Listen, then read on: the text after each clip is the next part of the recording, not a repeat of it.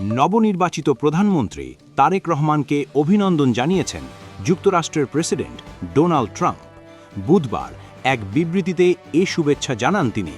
Trump শুভেচ্ছা বার্তায় তারেক রহমানের জন্য সাফল্য কামনা করেন এবং উভয় দেশের বাণিজ্য চুক্তি বাস্তবায়নের আশা করেন।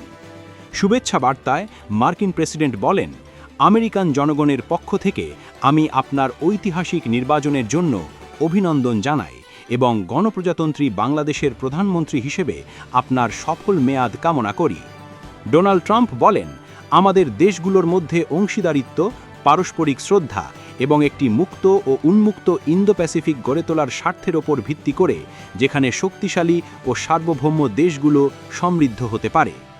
দুদেশের মধ্যে পারস্পরিক বাণিজ্য চুক্তি বাস্তবায়ন নিয়ে মার্কিন প্রেসিডেন্ট বলেন, আমি আশা করি আপনি আমাদের পারস্পরিক বাণিজ্য চুক্তি বাস্তবায়নের মাধ্যমে আমাদের বাণিজ্য সম্পর্কের অসাধারণ গতি বজায় রাখতে সাহায্য করবেন, যা উভয় দেশের কৃষক এবং শ্রমিকদের জন্য উপকারী।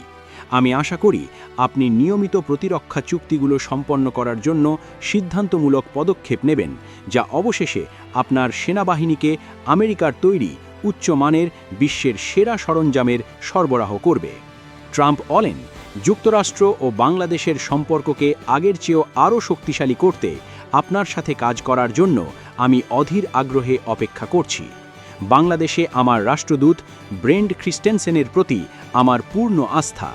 একসাথে আমাদের উভয় দেশকে আরও সমৃদ্ধ ও নিরাপদ করার সুযোগ রয়েছে। আগামী দিনগুলিতে আপনার জন্য শুভকামনা। Desk report, Bangla post.